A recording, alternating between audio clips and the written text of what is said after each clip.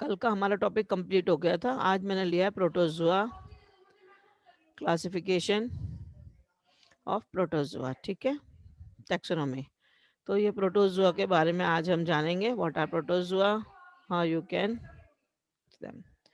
Protozoa are a diverse group of unicellular eukaryotic organisms, ठीक है। Protozoa क्या है? यूनिसेलुलर। अभी हम यूनिसेलुलर बारे में तो पढ़ रहे थे ना, बैक्टीरिया, वायरस, फंगस, है ना।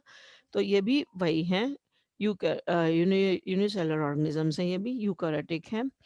और the word protozoa by coined by George August Goldfuss in 1818, ठीक है, 1818 में इन्होंने फर्स्ट टाइम इसको प्रोटोजोआ नाम दिया था। They are heterotopic organisms and they do not have chlorophyll. ये हेट्रोटॉपिक है, मतलब दूसरे के ऊपर जीते हैं, खुद का उनके पास क्लोरोफिल नहीं है कि वो फोटोसिंथेटिक से अपना लाइट लेके खाना बनाए, वो उनके पास में नहीं है। ये फोटोसिंथेटिक वाले नहीं है, क्लोरोफिल इनके पास नहीं है। जैसे एल्गी में होता है ना, एल्गी में क्लोरोफिल होता है। तो एल्गी क्या होता है, ऊपर से सनरेज लेती है और अपना खाना खुद बनाते हैं फोटोसिंथेसिस करके। ये हेट्रोटॉपिक है, ये अपना खाना खुद नहीं बनाते हैं, दूसरों पर निर्भर होते हैं, ठीक है। फॉर एग्जाम्पल इसमें दिया एमेबिया, पेरामीशियम एंड यूग्लिना। ये हम एमेबिया, पेरामीशियम तो 10th 12th वगैरह से भी पढ़ रहे हैं बचपन से, है ना, इनके बारे में जान रहे हैं आप लोग। ये इसके पिक्चर्स हैं, एमेबिया का ये दोनों हैं, और ये पैरामीशियम के पिक्चर्स दिए हुए, ठीक है। ये एगुलिना का ए नंबर है, बी है एमीबा एमीबा, और थर्ड वाला पैरामीशियम का। This is the picture. ये वो फूड को कैसे सुडोपोडास बना के, ये जो नकली वाले फूड होते हैं ना उनके, ये सुडोपोडास बना के इसके अंदर कैप्चर करके एनगल्फ कर लेता है अंदर फूड को, ठीक है, इसमें। और ये इसमें सीलिया होता है, इसके अंदर सीलियाज हैं, ये बारीक बारीक जो बाल दिखते हैं इसके बाहर में सीलियाज। ये फूड है, फूड कैप्चर करता है, ये ओरल कैविटीज के अंदर, है ना। ये फूड वैक्यूल्स है, ये ना, ये सारी चीजें, ये इसके पूरा, इसका भी फ्लैजेलम है, इसका यूग्लिना का दिया, न्यूक्लियस इसके अंदर है, ये गलट है जहाँ से अंदर अंदर फूड जाता है, दिस इज क्लोरोप्लास्ट, है ना। तो ये इसके तीनों के डायग्राम्स इसमें दिए हैं, जिससे आप लोग इसका समझ सकते हैं, ठीक है। Now, what are the characteristics of these things? Protozoan के. A protozoan body consists of only mass of protoplasm, so they are called acellular or non-cellular animals. उनके पास में केवल मास होता है, जो प्रोटोप्लाज्म होता है, they are called, इसलिए acellular बोलते हैं या non-cellular बोलते हैं। उनके पास और कोई अंदर सेल होता नहीं है, यूनिसेलुलर है। Habitat mostly aquatic, either free living और parasitic. हैबिटेट कहाँ कहाँ रहते हैं, ये कहाँ पाए जाते हैं? एक्वेटिक मतलब पानी में, एक्वस मतलब पानी, एक्वेटिक एनिमल है ये, एक्वेटिक में रहते हैं। और फ्री, आइदर फ्री लिविंग और पैरासिटिक, या दूसरे के ऊपर अंदर जाकर घुस के ये पैरासाइट के रूप में काम करते हैं, दूसरों के बॉडी में घुस के वो अपना खाना लेते हैं, ठीक है। साइज इनका है, most protozoans are in size of 1 to 10 micrometre long, but balantidium coli में मेजर 150 माइक्रोमीटर। इसका जो साइज है 1 to 10 माइक्रोमीटर है, बहुत छोटा। लेकिन जो बैलेटिडियम है, वो कोलाई जो है वो थोड़ा बड़ा होता है, दैट इज 150 माइक्रोमीटर इनका साइज होता है। लेकिन फिर भी वो माइक्रोमीटर है, हम लोग के लिए आंखों से दिखाई नहीं देने वाला, ठीक है, इसीलिए। Body of protozoa is either naked और कवर्ड बाय पैलिसिले। पैलिसिले मतलब जो बारीक बारीक सेल्स होते हैं, वो जो होते हैं सीलिया, उसको। तो it is covered by pellicle. Locomotion जो है, इसका मूवमेंट जो होता है, लोकोमेटरी ऑर्गन्स और सुडोपोडिया और सीलिया और एब्सेंट, ठीक है। या तो उस लोकोमोटिव मतलब मूव कैसे होता है वो, तो they are move by the pseudopodia, जो उसके नकली वाले पैर होते हैं, बनाते वो अपने आप से। तो they make their pseudopodias and move in front. और सुडोपोडिया, सीलिया भी उसमें होता है, बारीक बारीक बाल जो होते हैं उसके कारण भी वो मूव होता है। एंड न्यूट्रिशन, वो खाते क्या है? न्यूट्रिशन आर होलोफाइटिक लाइक प्लांट्स और होलोजोइक लाइक एनिमल, वो प्लांट्स भी खा लेते हैं और एनिमल्स भी, जो बारीक बारीक सूक्ष्म जीव होते हैं उनको भी खा लेते हैं। और सेप्रोफाइटिक और पैरासिटिक, सेप्रोफाइटिक भी होता है, मतलब जो दूसरों पर डिपेंड करके, पैरासाइटिक दूसरों की बॉडी में घुस के उनका खाना खा लेते हैं, ठीक है। और digestion, digestion is intracellular, occurs in food vacuoles. उसका खाना कहाँ डाइजेस्ट होता है? इंट्रासेलुलर होता है, सेल के अंदर उनके फूड वैक्यूल्स होते हैं, उसमें जाकर उनका खाना होता है, ठीक है। Respiration, how to respire? Respiration occurs to the body surface, उनका जो बॉडी का सरफेस होता है उससे रेस्पिरेशन होता है। Osmo regulation, contractile vacuoles helps in osmo regulation, जो कॉन्ट्रेक्टाइल वैक्यूल्स होते हैं वो हेल्प करते हैं ऑस्मो रेगुलेशन में, मतलब ऑस्मो, अंदर बाहर लिक्विड को लेना और छोड़ना, ट्रांस अंदर आना लिक्विड का और जाना बाहर, that is called osmo regulation. In most protozoa, the cytoplasm is differentiated into ectoplasm, the outer transparent layer, and endoplasm the inner layer containing organelles. ठीक है. In most protozoa, the cytoplasm is differentiated into ectoplasm. जो protozoa है उसका cytoplasm जो है वो अलग अलग इसमें differentiate होता है. That is ectoplasm, the outer transparent layer, and endoplasm, the inner layer containing organelles. दो part में इसको divide कर देते हैं उनका cytoplasm, outer and inner. ठीक है. The structure of cytoplasm is mostly seen in species with projecting pseudopodia such as amoebas. तो ये कह रहे हो स्ट्रक्चर क्या है उसका. Structure of cytoplasm is mostly seen in species with projecting pseudopodia. जो आपने अभी स्ट्रक्चर दिखाया था मैंने एनीमियाज वगैरह एमीबा का, उसमें सूडोपोडास था. सूडोपोडिया मतलब जो नकली फीड जो होते हैं उनके, दैट इज कॉल्ड सूडोपोडिया. ये देखो मैं आपको दिखा रही हूँ. सॉरी सॉरी आगे चले गए. ये दिस आर कॉल्ड सूडोपोडास. सूडोपोडास मतलब नकली फुट होता है. ये आगे बढ़ते जाता है ऐसे धीरे धीरे, जहाँ उसको मूव होना है सूडोपोडास के कारण वो आगे बढ़ के अपना फूड एनगल्फ कर लेता है. These are the pseudopods. ठीक है. ये जहाँ से भी कोई बॉडी के कोई भी स्ट्रक्चर से वो अपना आगे पार्ट बढ़ा सकते हैं. ठीक है. कहीं से भी निकाल सकते हैं. जहाँ उनको सपोज इस साइड उनको कोई ऑर्गेनिज्म दिख रहा है जिसको उसको एनगल्फ करना है, तो यहाँ के दो पार्ट निकल जाएंगे, उसको एनगल्फ कर लेंगे. ऐसा पीछे दिख रहा है तो इधर से दो बन जाएंगे. कहीं से भी वो अपना सुडोपोडिया बना सकते हैं. ठीक है. हमारे जैसे नहीं कि दो पैर जहाँ है वहीं है, वैसे नहीं रहता. उनके कहीं से भी निकल जाएंगे और कहीं से भी अपना फूड एनगल्फ कर लेंगे. ठीक है.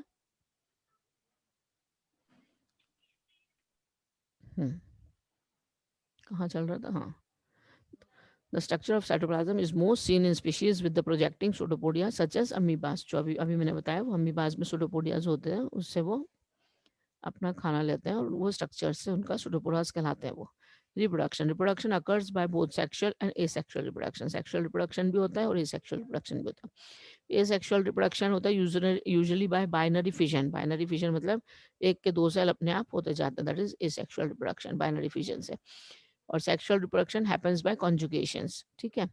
Now, nucleus may be compact with diffuse chromatin or vesicular with central or eccentric karyosomes, that is DNA, and peripheral chromatin, that is RNA. जो उसका न्यूक्लियस होता है, it may be compact with diffuse chromatin. उसमें क्या क्या होता है diffuse chromatin से. वेसिकुलर विद सेंट्रल और इसेंट्रिक. सेंट्रल मतलब या तो सेंटर में होता है, इसेंट्रिक मतलब कोई एक साइड में होता है. Eccentric karyosomes that is contain DNA and peripheral chromatin that is RNA उसमें होता है. Then respiration is mostly by anaerobic. Anaerobic मतलब दे डोंट रिक्वायर ऑक्सीजन. ठीक है. Classification of protozoa. इसका क्लासिफिकेशन होता है, किंगडम इसका है प्रोटिस्टा और एनिमिलिया. सब किंगडम इसका होता है प्रोटोजोआ. एंड फाइलम जो है उसका स्पोरोजोआ. ये है बहुत लाइट ट्राइजोपोरा एंड जूमेटोस्पोरा, है ना. ये इसके क्लासिफिकेशन है. Classification of protozoa. No sporozoa. तो स्पोरोजोआ जो है इसका, ये इसका डायग्राम है स्पोरोजोआ का. ये माइक्रोपोर इसका. ये पोलर रिंग इसके ऊपर, कोनॉइड, पेलिकल, सब सब पेलिकुलर ट्यूबुल, माइक्रोनिम, ये ट्रॉफी. ये इसके जो डायग्राम्स हैं इसमें सारे जहाँ पे एरो हैं वहाँ उसके ये गोल्गी बॉडी अलग होता है. अंदर में न्यूक्लियस, दिस इज न्यूक्लियोलस. अंदर में ये माइटोकॉन्ड्रिया एंड पोस्टीरियर रिंग. ठीक है. This is Sporozoa. It is commonly parasite on vertebrate animals. जो वर्टिब्रेट एनिमल्स होते हैं उनके अंदर ये पैरासाइटिक रहता है स्पोरोजोआ. पैरासाइट के जैसे उनका खाना खाता है, इसलिए पैरासाइट है. It depends on the other organism. Locomotory organ and contractile vacuoles are absent. इसमें लोकोमोटरी नहीं है मतलब मूवमेंट इसका नहीं है. Contractile vacuoles are absent. Body is covered with pellicle. ये जो इसका जो बाहर का आउटर लेयर है जैसे सेल वॉल होता है, ये सेल वॉल के बदले इसमें क्या है, पेलिकल का है इसको. Exclusively endoparasite. एंडोपैरासाइट मतलब पैरासाइट है, अंदर जाके बॉडी के अंदर घुस के रहता है वो. Reproduction by means of asexual and sexual. Asexual भी रिप्रोडक्शन होता है, सेक्सुअल भी रिप्रोडक्शन. Example plasmodium मोनोसाइटिस. ठीक है. तो ये इसका एग्जाम्पल इसमें क्या दिया है, प्लास्मोडियम और मोनोसाइटिस. ठीक है. स्पोरोजोआ. Now ciliophora. ठीक है. Ciliophora. This is complex fresh water or salt water protozoan. ये भी प्रोटोजोआन है. It swims by coordinated beating of their cilia. ये जो सीलिया है जो बारीक बारीक सेल जो बाल बाल दिखते हैं छोटे छोटे से, इसके कारण ये आगे आगे मूव होते जाता है. ठीक है. It swims by the coordinated beating of their cilia. है ना, ये स्विम्स होता है सीलिया के कारण। Nuclei is of two types, दो टाइप्स के न्यूक्लिया होते हैं इसमें, micronucleus and macronucleus. Body is covered by pellicle, इसको बॉडी जो इसके कवर्ड होते हैं पेलिकल से। एग्जाम्पल पैरामीशियम वॉरिसेला, एग्जाम्पल इसका क्या है, पैरामीशियम वॉरिसेला, ठीक है, ये ciliophora. This is second protozoa. Then rhizopoda, rhizopoda these are the amoeboid, ये क्या है, एमिबॉइड है, organism that produce false pseudopodia. It preys on fungi, the other protists and small invertebrates. Reproduction by means of asexual and sexual, asexually भी reproduction होता है और sexually भी। Mostly free living, some are parasitic, mostly free living है, freely आराम से रहते हैं वो पानी आने में, और पैरासिटिक हैं, दूसरे की बॉडी पे होस्ट बन के दूसरे के होस्ट में जाके रहते हैं। Example amoeba and entamoeba. Entamoeba histolytica का जो हमारे बॉडी में कॉज करते हैं ना, अमीबियासिस, वो एंटामीबा, और ये अमीबा जो पानी में होता है। दिस इज राइजोपोडा की ये क्लासिफिकेशन, राइजोपोडा के ग्रुप के अंदर आता है, ठीक है। ये सुडोपोडास है, ये इनके बने ना, ये दीज आर द सुडोपोडास, नकली फूट उनके होते हैं, ये कहीं भी निकाल सकते हैं ये, ठीक है। Now, economic importance of protozoa. What are the economic importance of protozoa? Protozoans are classified into two types based on their activities. Number one, harmful protozoa, and number two, beneficial protozoa. एक कुछ harmful होता है, कुछ beneficial होते हैं, ठीक है ना। बेनिफिशियल प्रोटोजोआ क्या होते हैं? Food protozoa provide food for insect larvae and worms which are taken by fishes and crabs and which are eaten by man. कई ऐसे होते हैं जो फिशेस भी यूज़ करते हैं, अपने खा लेते हैं, छोटी छोटी बड़ी छोटी फिशेस होती है, बड़ी फिशेस होती है, इनको खा के वो अपना खाना भूख बुझा लेते हैं। क्रैब्स वगैरह है वो खा लेते हैं, या कई मैन जो ह्यूमन बींग्स है वो भी सी फूड एनिमल में ये ऑर्गेनिज्म उसके पास आ जाते हैं तो वो खा लेते हैं। और इंसेक्ट कंट्रोल में several protozoa control harmful insect by persisting their bodies. कई प्रोटोजुआ ऐसे होते हैं जो हार्मफुल इंसेक्ट्स को रोकते हैं उगने से, बढ़ने से, ठीक है, वो कंट्रोल करते हैं पेस्टिसाइड के रूप में। हेल्पफुल इन सैनिटाइजेशन, और सैनिटाइजेशन में ये हेल्पफुल होते हैं। A large number of protozoa living in the polluted water feed upon the organic matters and दस प्योरीफाई इट। और वो क्या करते हैं, बहुत सारे प्रोटोजुआ ऐसे होते हैं जो लार्ज नंबर में पानी में रहते हैं, पोल्यूटेड पानी में, और उसके अंदर जो ऑर्गेनिजम्स है उसको मार के खा लेते हैं और क्लीन कर देते हैं पानी को, तो ठीक है, तो ये भी उनका काम है। तो ये बेनिफिशियल प्रोटोजुआ है, these are the beneficial protozoa. Oil exploration, that is petroleum is organic origin. The skeletal deposits of the Formifera and Rhyolithium are often found in association with oil deposits. जहाँ पे oil deposits होते हैं वहाँ पे भी इस type के ये दिखाई देते हैं। This means they help in extract location of oil. यानी जहाँ पे ये ऑर्गेनिज्म दिख रहे हैं, इसका मतलब वहाँ पे अंदर ऑयल है, तो ये ऑयल फाउंड करने के लिए पता कर देते हैं। ये मतलब जैसे पता पड़ जाता है कि भाई यहाँ ये ऑर्गेनिज्म दिख रहे हैं, मतलब हाँ ये ऑयल में ग्रो होते हैं, तो इस जगह पे ऑयल मिलेगा, तो इस तरीके से ये उसको हेल्प करते हैं। तो scientific study, many protozoa are used in biological and medical research. बहुत सारे protozoa biological and medical research में काम आते हैं, ठीक है। तो these are the beneficial protozoas, ठीक है। Now harmful protozoa. Harmful protozoa वो होते हैं जो पोल्यूशन ऑफ वाटर, जो पोल्यूशन ऑफ वाटर जो होता है, गंदगी करते हैं, पानी गंदा कर देते हैं, जो पानी पोल्यूट कर देते हैं। Drinking water in natural condition is made unpalatable by reproduction of some free living protozoa in it. अगर कई जो ऑर्गेनिजम्स इसमें ग्रो हो जाते हैं तो वो जो पानी पीने लायक है वो पीने लायक नहीं हो जाता, बिकॉज वो पोल्यूटेड हो जाता है उससे। Now, destruction of wooden articles, some flagellator like Trichonopa and Colonympha live in the gut of the termites and help in cellular digestion. ये कई जो होते हैं डिस्ट्रक्शन ऑफ वुड वगैरह, जो वुडन आर्टिकल्स को सड़ा देते हैं, वो भी कई ऐसे होते हैं जो पूरा का पूरा, आपने देखा होगा जो टर्माइट्स होते हैं, ये जो घर में वुडन फर्नीचर होता है, पूरा का पूरा फर्नीचर बैठ जाता है नीचे, अगर उसमें जो व्हाइट व्हाइट दीमक होती है ना, दीमक खा जाते हैं वो, तो वो भी प्रोटोज़ोआ है। वो दीमक जो होती है पूरा का पूरा इतना बड़ा-बड़ा अलमारी सड़ के पूरा नीचे बैठ जाता है, तो वो पूरा खा जाता है वुडन को, ठीक है। तो destruction of wooden articles, some flagellar like Trichopoda and Calonympha live in the guts of termites, termites के अंदर रहते हैं वो, and help in cellular digestion. Reduction in fertility of soil, कई प्रोटोजोआ ऐसे होते हैं तो सॉइल की फर्टिलिटी होती है, जो उसमें ताकत होती है अनाज को उगाने की, वो ख़त्म कर देते हैं कई प्रोटोजोआ।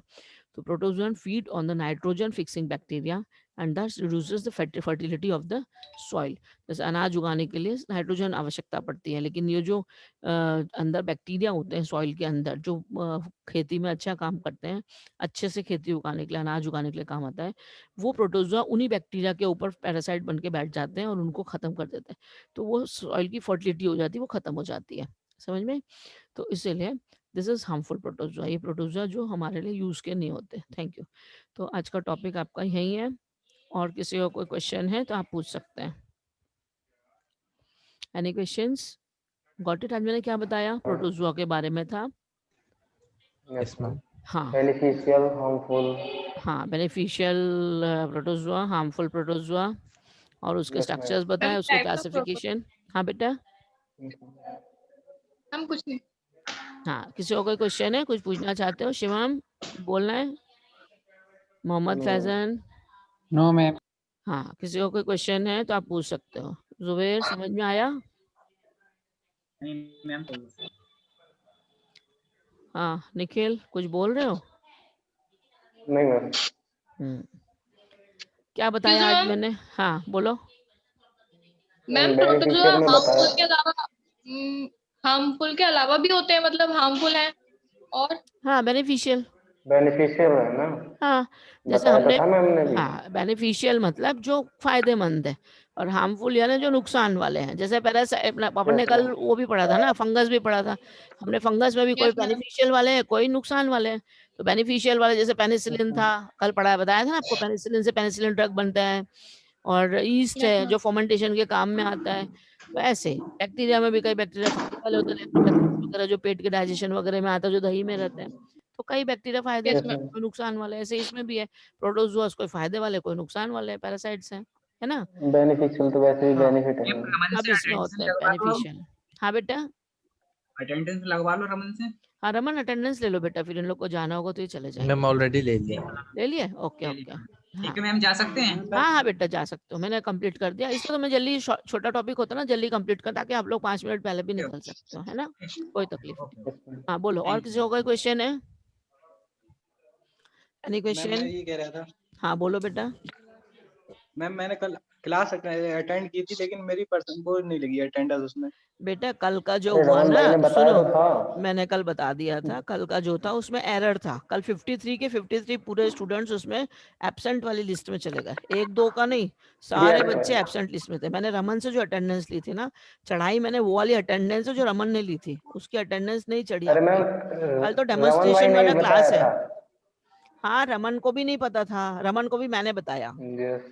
ठीक है। नहीं, इनको बता रहा हाँ, हूँ मैं। मैंने उसको ये बताया था कि उसमें कल ऐसा हुआ था, एरर था। हम, मेरा अकेले नहीं, एक सर और थे, उनका भी हुआ, उनके भी 54 स्टूडेंट्स पूरे उसमें लिस्ट में आ गए थे, जो एब्सेंट की लिस्ट में थे। ठीक है। यस तो मैम। हमारे इसमें भी ऐसे, तो वो कल मैंने अटेंडेंस वाली नहीं चढ़ाई, मैंने रमन से जो बोला था वही दिया उसने, वही मैंने चढ़ाई है। कल तक के आपकी अटेंडेंस पूरी हो गई है, पूरी चढ़ा दी मैंने।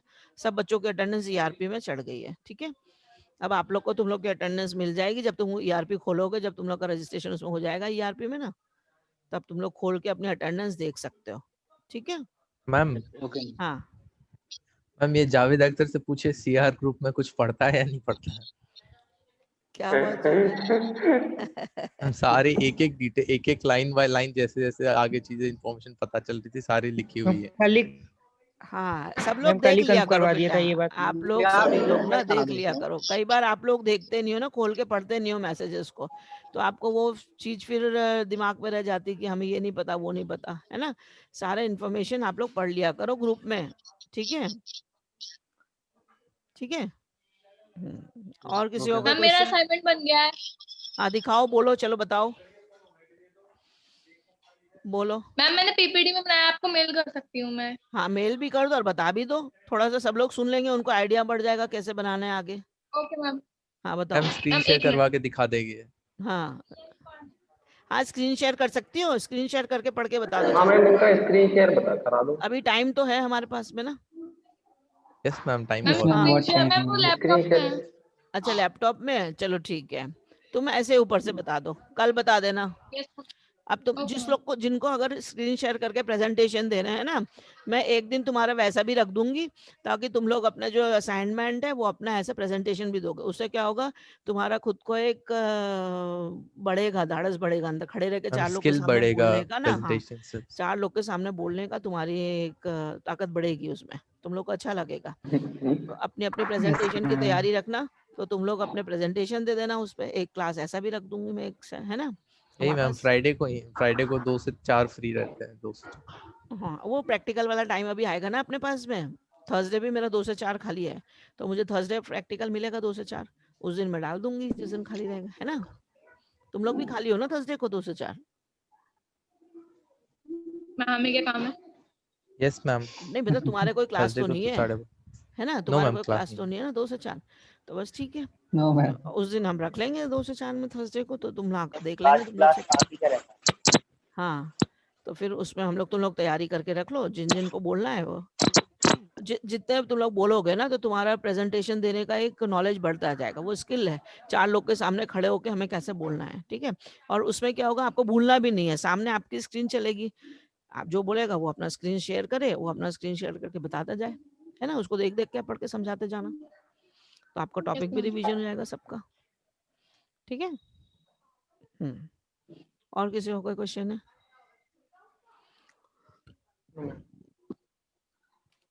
और कुछ क्वेश्चन? बाकी सबको सब समझ में आया है? यस कहाँ मैम। ये खुशबू वगैरह सब सो गई है क्या? बोले मिर्जा, खोलो जरा। इन लोगों हाँ, को मैम नींद ज्यादा आती है। नींद ज्यादा आती है, सोते रहते हैं क्लास में। हाँ, चलो, मैम ये सौम्या तो एकदम कमल मल तान के बैठी। ठंडी ज्यादा होगी वहाँ। मैम झूठ बोल रहा है बहुत ही ये। ज्यादा धूप है। सही सही बोल रहा है। मैम झूठ बोल रहा है ये। झूठ बोल रहा है मैम। तकिया है तकिया। नहीं, यहाँ भी ठंडी पड़ती है, लेकिन आज थोड़ी धूप निकल गई है ना, तो आज ठंडी कम है थोड़ी सी। ठंडी तो यहाँ भी बहुत मैम मेरा रूम ठंडा आता है थोड़ा, इस वजह से हम कंबल हाँ, नहीं सही बात है, ठंडी में तो भाई अपने आप को सेफ रखना है, क्योंकि अभी है ना मजाक नहीं चलते ठंडी में, बहुत सेफ रहना है आप लोग ने सबने, क्योंकि जो कोरोना है वो ठंडी में ज्यादा एक्टिवेट हो जाता है, इसलिए अपने आप को बचा के रखो। टॉन्सिल भी बढ़ जाता है इस बहुत ही वजह से। ठंडी हो रही है एमबीडी में। हाँ, 2-3 दिन से बहुत ठंडी हो रही है, तो आप लोग सब सेफ रहो, अच्छे से रहो, कान वान का पहन के रहो, ओढ़ के रहो, स्वेटर पहनो, अंदर इनर पहनो, है ना, सब लोग पहनो, वो सही बात है। अपने आप को जितना बचा के रखोगे उतना सेफ रहोगे, बीमारियों से बचोगे, क्योंकि सर्दी खांसी होगी तो दूसरी चीजें जल्दी हो जाती हैं, ठीक है। ये यहाँ वाले कहाँ हैं? Aditya, Prashant, Nilofar, Nabila B, where are you all? Adarsh? हम आदित्य नहीं है। आदित्य तो था, अभी तो था यहीं पे आदित्य, मैंने देखा उसका, ये तो है आदित्य तोमर। कहाँ है आदित्य? हाँ, फिर नाम देखा ना मैंने अभी। नाबिला कहाँ है? चेहरा दिखाओ आदित्य। मैम वो ना, हो बैठे हो कि नहीं हो कि गायब? हाँ, वीडियो कहाँ है तुम्हारा, खोलो।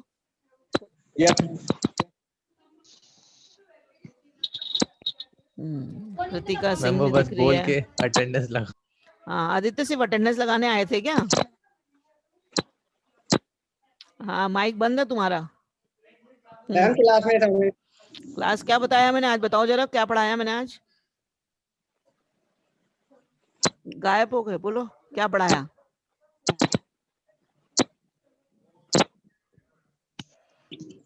मैम कल बता देंगे। अभी अपने दोस्तों से पूछोगे कि मैंने पढ़ाया क्या, है ना, क्योंकि हमने सुना ही नहीं है। हाँ, सुना ही नहीं है। राकिब क्या बताया मैंने, बताओ आज क्या था क्लास में? बोलो राकिब। हाँ, ऋषभ, सचिन, कहाँ है ये सब? बताओ मुझे क्या बताया मैंने आज, क्या टेस्ट था, क्या था क्लास में, कौन सा टॉपिक लिया?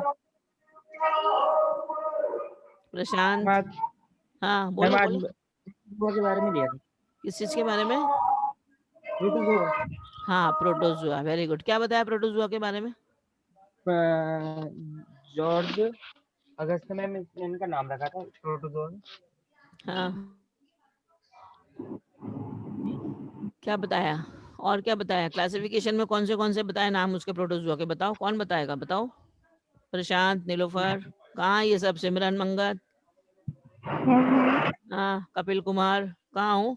बताओ कौन बता रहा है? मैम क्लासिफिकेशन में मैम प्रोटोजोआ रिप्रोडक्शन से होता है। नारा बता। हाँ, क्या था बताओ? कौन से नाम बताए? कौन से नाम बताए प्रोटोजोआ के क्लासिफिकेशन में? एक मैम हार्मफुल था और एक बेनिफिशियल। मैम एक प्रोटिस्टा था हाँ, मैम स्पोरा और एक मैम एनिमिलिया था। हाँ, और class beneficial protozoa ma'am ma'am था उसमें। मैम स्पोरोजोआ, सिलियोफोरा, राइजोफोरा और वेरी गुड, वेरी गुड, और ठीक है, वेरी नाइस। ज़ूमैट, इसमें जो एग्जाम्पल दिए वो ज़ूमैक्सलोफोरा। एग्जाम्पल में कौन बताएगा मुझे? एग्जाम्पल बताओ ना जरा, खुशबू। मैम सीलियोफोरा में पैरामीशियम और मैम मेरी राइजो अटेंडेंस चढ़ा देना। Amoeba and Entamoeba. Very good, very good, very good, बहुत अच्छा। प्रोटोजोआ में मैम माइटोसाइटिस, मोनोसाइटिस हाँ, और मैम इसका आज ये कौन नया बच्चा दिख रहा है क्या? मनु गोला, मनु, मैंने पहली बार नाम देख रहा है इसका। यस मैम, न्यू स्टूडेंट है आज। न्यू स्टूडेंट है, आज ही आयो बच्चा। मनु ऊपर आओ, जी मैम, इंट्रोडक्शन आज करवा आए। दीजिए इसका सब। आज ही आए? अच्छा, चलिए, रोज मैम अटेंड वीडियो करना है ऑन बेटा करके इसका क्लास। इंट्रोडक्शन करवा दीजिए। जी मैम, रोज अटेंड करेंगे। हाँ, रोज आना सब लोग, ठीक है? हाँ, घबराना मैम। नहीं, इसमें कोई ऐसा नहीं है, सब बराबरी के बच्चे हैं, ठीक है? कोई ओके मैम। एक्स्ट्राऑर्डिनरी स्मार्ट नहीं, कोई एक्स्ट्राऑर्डिनरी डाउन नहीं, ऑल आर इक्वल। भगवान ने हम सबको एक जैसा ब्रेन दिया है। किसी का ऐसा तो नहीं, किसी के 3 नाक दिख रही है, किसी की 4 आंखें, ऐसा तो नहीं है ना? सबकी 2 आंखें हैं, 1 नाक है, 2 कान है, कोई अलग तो नहीं है ना? सब एक जैसे हैं, ठीक है ना? हाँ, भगवान ने सबको एक जैसा बनाया है, इसलिए किसी से किसी को घबराने की जरूरत नहीं है, सब एक जैसे हैं, ठीक है? अब सब लोग खुल के अपने क्वेश्चन पूछ सकते हैं, मैं रोज इसलिए सबको बोलती हूँ, आप लोग पूछोगे नहीं तो आपके डाउट क्लियर नहीं होंगे। आपको कुछ भी नहीं समझा, शर्माने की कोई बात नहीं है, ठीक है? सब हम में से ही ऐसे, जैसे जैसे आप हो वैसे ही सब है। ये क्या सोचेगा, वो क्या यस सोचेगा, हम मैम। यही सोचते रहेंगे दुनिया क्या सोचेगी, तो हम अपना कुछ आगे बढ़ ही नहीं सकते, ठीक है? Don't feel shy. मेरी क्लास में तो स्पेशली कोई शर्माने की जरूरत नहीं, जिसको जो पूछना है दिल खोल के आप पूछ सकते हो, किसी से घबराने का नहीं, ठीक है ना? क्या यस करेंगे? Ma'am, yes yes. हाँ, और मैं तो Yes, पकड़ के ma'am. आपको पीट भी नहीं सकती हूँ, इतने दूर बैठे हो, आपको थोड़ी कुछ हाथ लग रहा है, किसी को मारा पीटा तो है नहीं है, और डांटना भी क्या है मुझे, नो बताओ नो मैम, नो। क्या करना है मुझे, है ना? बता इसलिए सकती हैं आप। मेरे लिए तो सारे बच्चे हैं मेरे, तुम लोग कोई घबराने की बात नहीं, जिसको जो क्वेश्चन है आप लोग पूछ सकते हो, मुझे आता होगा तो बता दूंगी। हर मैम चीज एक क्वेश्चन है। हाँ, बोलो बेटा। सिड्रा, क्या बोल रही मैम हो? ऑस्मोरेगुलेशन बता दीजिए एक बार। देखो, ऑस्मोसिस क्या होता है ना, ऑस्मोसिस यानी जो आरबीसी, फॉर एग्जांपल जैसे आरबीसी है ना, उसमें पानी आने जाने की शक्ति जो होती है, खींचने की, पानी एब्जॉर्ब करने की। हम जैसे स्पंज डालते हैं पानी में तो पानी एब्जॉर्ब कर लेता है ना? आप रात को जैसे छोले हाँ। वगैरह डालते हैं तो छोले क्या होते हैं, रात को फूल के वो सुबह बड़े हो जाते हैं ना? तो ऐसे जो होता है ऑस्मोसिस, मतलब ये शक्ति होती है इसमें हर चीज में। परमिएबिलिटी, जो परमिएबल मतलब किस चीज को पानी अंदर सोखता है, निकलता है, नहीं होता, पास होता, नहीं होता। कोई सेमी परमिएबल होता, कोई परमिएबल होता। तो ऐसे आज मैंने इनको बताया था, सुबह डीएमएलटी वाले स्टूडेंट का मेरा क्लास था आज का, ऑस्मोसिस के ऊपर, ऑस्मोटिक फ्रेजिलिटी। तो उनका यही था कि ऑस्मोसिस देखना है तो 3 चीजें, for example osmotic fragility, RBC का लिया है ना, तो आरबीसी के लिए 3 ट्यूब लिए थे। जैसे फॉर एग्जांपल एक लिया हाइपोटोनिक सोल्यूशन और ऑस्मोटिक सोल्यूशन, नॉर्मल सलाइन वाला सोल्यूशन। हाइपरटोनिक में क्या था, ज्यादा वाला सॉल्ट और कम पानी। हाइपोटोनिक में कम सॉल्ट और ज्यादा पानी। और जो नॉर्मल सलाइन होता है उसमें लिया है केवल पानी, 9 ग्राम NaCl और 1000 ml पानी। तो ये हो गया नॉर्मल सलाइन। तो जब आरबीसी को इन तीनों ट्यूब में डाला जाता है तो एक में आरबीसी हाइपोटोनिक सोल्यूशन होता है, उसमें क्या होता है, वो स्वेल हो जाता है, पानी पी लेता है और स्वेल होकर रप्चर हो जाता है और उसका पूरा हीमोग्लोबिन रिलीज हो जाता है। तो कलर क्या जो हो जाता है पानी का, लाल। हाइपरटोनिक में क्या होता है, हाइपरटोनिक में आरबीसी क्या होता है, श्रिंक हो जाते हैं। श्रिंक हो जाते हैं मतलब सुकुड़ जाते हैं, श्रिंकेज हो जाता है आरबीसी का, तो भी उसके मेम्ब्रेन रप्चर हो जाती है और पानी पूरा निकल जाता है, आरबीसी में हीमोग्लोबिन पूरा निकल जाता है, हिमोलाइज हो जाता है, तो भी वाटर लाल हो जाता है। लेकिन जो नॉर्मल सलाइन का पानी होता है उसमें उसका क्या होता है, वो रप्चर नहीं होता है आरबीसी, ना वो पानी पीता है, ना वो एब्जॉर्ब होता है, ना उसमें श्रिंक होता है। क्यों? क्योंकि नॉर्मल सलाइन था। तो उसमें क्या होता है, आरबीसी नीचे बैठ जाता है, एक डॉट के जैसे दिखता है और ऊपर पानी पूरा क्लियर रहता है। तो दिस इज ऑस्मोसिस कि वो आइसोटोनिक सोल्यूशन जो होता है उसमें नॉर्मल सलाइन और वो सेम रहता है, पानी और उसका कंसंट्रेशन सेम सेम होता है।